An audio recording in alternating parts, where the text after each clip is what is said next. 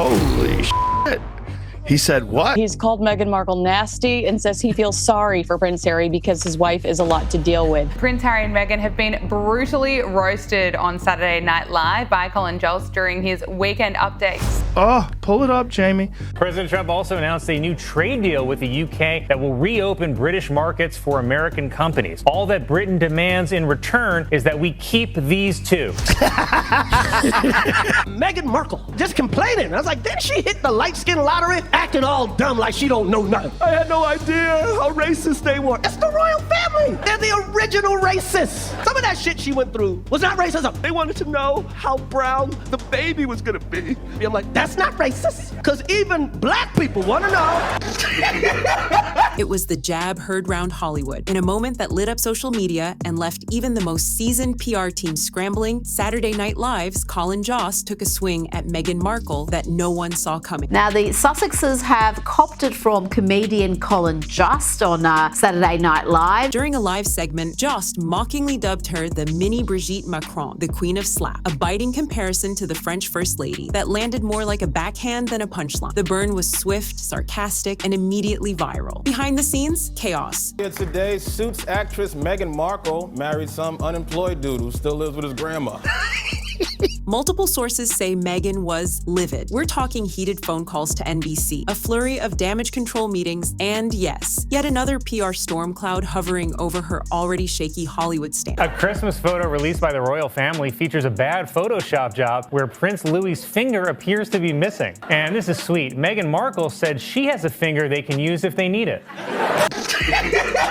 This wasn't just a joke. It was a moment that spiraled into what some are calling one of Meghan's biggest image meltdowns yet. So, how did one late-night zinger ignite a full-blown crisis for the Duchess who dreams of diplomacy when you're compared, live on national TV, to one of Europe's most polarizing first ladies? There's bound to be fallout. And if you're Meghan Markle, according to insiders, you absolutely lose it. Just a few weeks ago, they slammed Meghan Markle, but last night, Saturday Night Live slammed Prince Harry. You gotta see this. NBC has announced plans for a spin-off to the hit series Suits, which will be set in Los Angeles. It will focus on Meghan Markle's character's struggle to balance her legal career while also caring for an unemployed immigrant.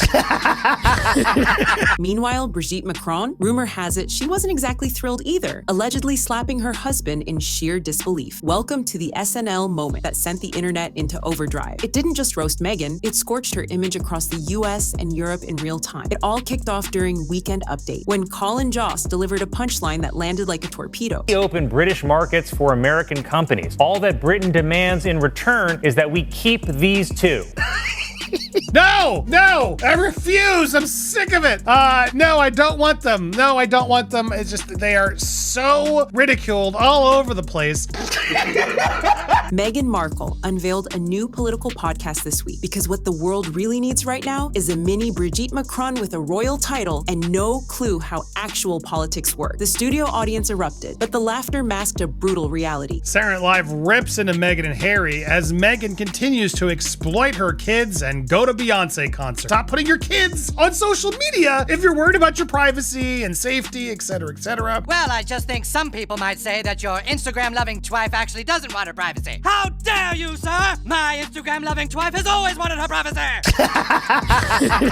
Jost wasn't just making a joke. He was taking aim at the very core of Meghan's public persona. Think about it. A royal runaway chasing political relevance, armed with a mic, a title, and virtually no experience. And now, branded as a bargain bin version of another controversial figure already lampooned across European tabloids. The word mignon wasn't just a dig. It was a deliberate demotion. It painted Meghan as a watered-down version of Brigitte Macron, not just copying her, but doing it badly. Less influence, less respect, and way less credibility. It was just sterile and awful, and I hate her. I'm so sorry, I really do. Meghan, it's just like we see right through your fake behavior, and no amount of saying how kind you are is going to make people think, oh, isn't she so kind? All of the nasty things you have done, we know. According to sources close to both NBC and Netflix, Meghan lost it the moment the episode aired. Her PR team went into overdrive, firing off calls to network execs demanding an apology and even a retraction. She didn't hold back either. Meghan reportedly accused SNL of being yacht xenophobic and claimed the sketch was a calculated attack meant to discredit her political aspirations. Yes, really. But NBC, they weren't having it. If you think about it, Meghan got everything she wanted. She got the husband, she got the children, she got the HRA, she got everything that allowed her to rise up and to have that global recognition that we know how badly she wanted that. Meghan ruined Harry. Now that the once carefree, fun-loving prince has turned into a miserable moaner, lashing out from the depths of his paranoia at a world he thinks is conspiring against him. Insiders say they're growing increasingly frustrated with Meghan's behind-the-scenes tax, the constant calls, the overreactions, the pressure campaigns. One executive reportedly said, "It's like every joke needs legal review when she's involved. She wants the respect of a head of state." One SNL producer reportedly said, "but acts like a C-list influencer with a crisis manager on speed dial." And the drama didn't stop there. Meghan, still fuming, actually turned on her own team, blaming them for not predicting the joke ahead of time. Yes, you heard that right. She allegedly believed Saturday Night Live should have run their jokes by her before the show aired. The entitlement, off the charts. The delusion, stratospheric. You do a lot of business deals, a lot of negotiations. I do. I wish I had been involved in the Meghan and Harry leave Spotify negotiation.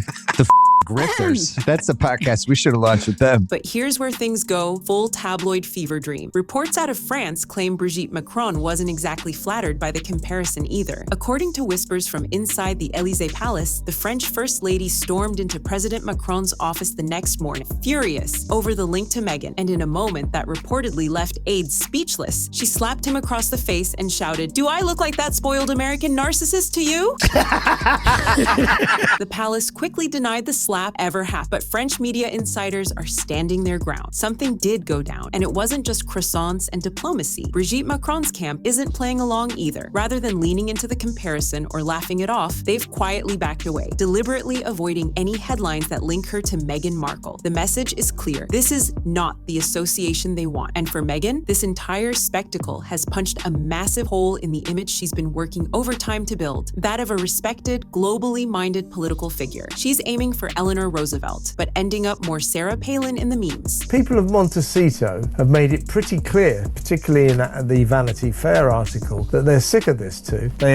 One neighbour said, "They are the most entitled, disingenuous people on the planet. They moved away from England to get away from the scrutiny of the press, and all they do here is to try to get press in the United States." Behind the scenes, political circles in both DC and Brussels are reportedly in stitches. According to insiders, Meghan's so-called ambitions are being mocked as laughable, incoherent, and built on little more than Instagram activism. She talks in hashtags, not hard policy. When comedians poke fun, she doesn't clap back with wit. She threatens legal action. And while she brands herself as a leader of a new generation, the reality, she can't handle a joke on late-night TV without spiraling. If Meghan Markle can't handle a joke from Colin Jost, how exactly does she plan to deal with Xi Jinping or Vladimir Putin? That's the question quietly echoing through political circles right now. Sorority girl, actress, influencer, victim. Yeah, that's totally me. You can't sue a cartoon. It's satire. It is what it is. South Park has done episodes on the royal family, on the royal wedding of Kate and William, for instance. So it's not something that they would be able to sue about. And I genuinely just don't believe it, really. And if she truly sees Brigitte Macron, someone already surrounded by whispers of scandal and European elite eye rolls, as a role model, well, she may be hitching her political hopes to the wrong First Lady. Because here's the truth. The SNL joke wasn't just satire. It was a mirror. And what Meghan saw reflected back wasn't a world leader. It was a punchline. She craves influence, admiration, and status, but forgot the one thing that matters most: public trust. People don't rally behind someone who demands privilege without paying the price. And when even Brigitte Macron seems offended by the comparison, that says a lot. In the end, Meghan's reaction didn't inspire support. It exposed weakness. Instead of a bold political debut, she gave us a meltdown, and the public noticed. In fact, polls taken just days after the SNL broadcast showed a dramatic drop in Meghan's favorability on both sides of the Atlantic. I nearly entered rehab yesterday. That is the biggest pile of crap I've ever seen on television in my life.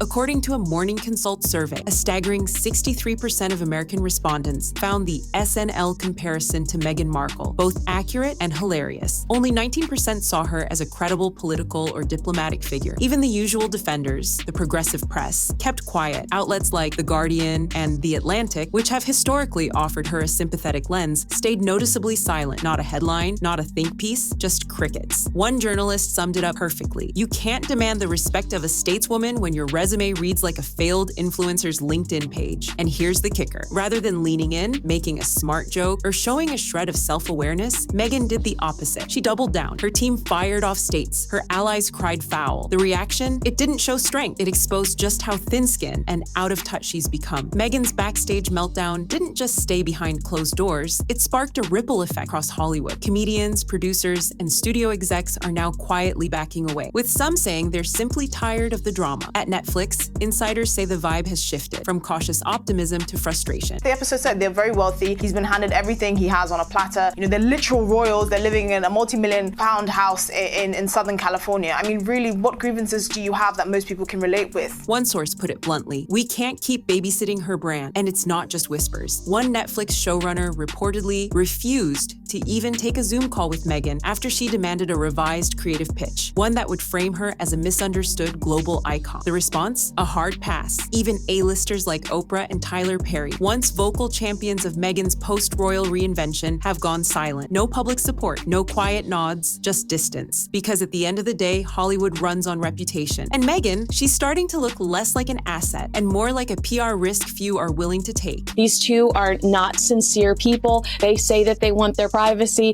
while going on every television show, writing books, doing 6 hours of Netflix. They're not very likable, and people are tired of them. One studio executive put it to Variety in no uncertain terms. If she can't take a harmless SNL joke without erupting, imagine her on a press tour. When things get real, that's not a partner. That's a walking, talking HR complaint. In a desperate attempt to regain control of the narrative, Meghan greenlit a full-scale spin campaign. The angle? She's not overreacting. She's the victim. A victim of American misogyny and Eurocentric satire, but even her usual allies didn't buy it. Vanity Fair, typically a soft landing spot for Meghan coverage, shut the narrative down. They pointed out the obvious. SNL roasts everyone. From Joe Biden to Beyonce, nobody's immune. And Meghan, she's not above mockery. The internet followed suit. Within 24 hours, TikTok was a full-blown parody fest. Creators mimicked her podcast voice, reenacted fake royal press briefings, and one viral skit even had Meghan demanding Brigitte Macron apologize for existing first. At one point, someone went viral for creating a fake perfume ad called Mini by Meghan, a ruthless parody poking fun at Meghan's fixation on luxury branding and superficial status. But instead of brushing it off, Meghan reportedly lashed out, and that's where things spiraled. Her reaction didn't shut down the mockery, it fueled it. The internet doubled down, seeing her as overly sensitive, image-obsessed, and completely missing how satire works, especially in the West. The world isn't talking about Meghan's achievements anymore, they're just talking about Meghan. Meghan isn't famous for her work anymore, she's famous for being the punchline. Her Netflix series mocked more than it was watched. The podcast stalled out. Archewell struggling to stay afloat. Industry insiders have a new label for her. Algorithm bait, not for her talent or influence, but because mockery drives clicks faster than admiration ever could. And while Meghan's headlines spiral into satire, Brigitte Macron, the woman Meghan once tried to emulate, is out here quietly doing the work. Global diplomacy, education reform, hands-on charity efforts, no scandals, no social media meltdowns. Just results. The difference, one woman leads, the other complains. Now Meghan's last shred of visibility hinges on comedians like Colin Jost turning her into meme material. It's no longer about the spotlight, it's about surviving in it. Colin Jost didn't just crack a joke, he detonated the entire illusion. What made this roast land so hard wasn't just the punchline, it was how quickly, how cleanly it stripped away the layers Meghan had spent years building. Strategic PR moves, carefully staged vulnerability, glossy photo ops, all of it came undone in under 10 seconds. Live on national television, because Jost wasn't mocking a character, he was calling out the brand. And the audience, they knew exactly who he meant. The skit zeroed in on everything she's tried to control. Her obsession with status, the surface level activism, the hashtag feminism, and the relentless thirst for relevance. And this time, it wasn't like the Oprah sit down, the Spotify fizzle, or the Netflix re-edits. This was raw, direct, and impossible to spin. And now, with Meghan reduced to a meme and her public image hanging by a thread, one truth is impossible to ignore. When the spotlight turned harsh, she flinched, not because the world was too cruel, but because the mirror it held up was too honest. She wanted wanted the crown, the cause, the clout, but not the critique. And as the laughter grows louder, the question becomes, how much further can the illusion stretch before it snaps completely? If you're still watching, let us know your thoughts. Was the SNL roast just a joke, or was it the moment Meghan's carefully built brand finally cracked? Drop your take in the comments. And if you're into real talk about fame, fallout, and the people behind the headlines, make sure to hit that subscribe button so you don't miss what's coming next.